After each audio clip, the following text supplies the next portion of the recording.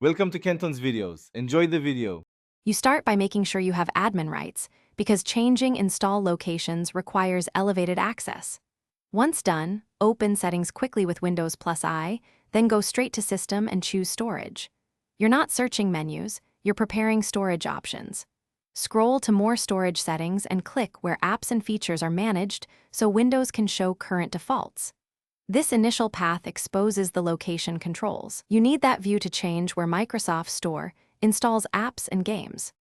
Now you'll change the default for new apps. Choose Change where new content is saved.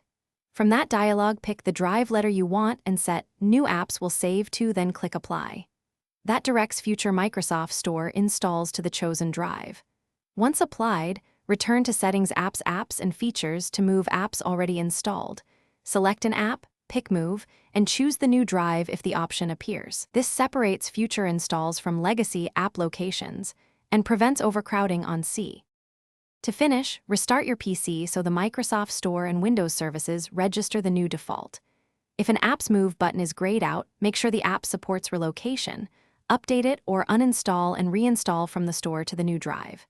If installs or moves fail, run WS Reset. EXE to clear the store cache, and double-check drive format, NTFS required, and free space. These steps cover common failures if problems persist. Check Windows Update and run the Store App Troubleshooter. Thanks for watching. Consider subscribing if we helped you.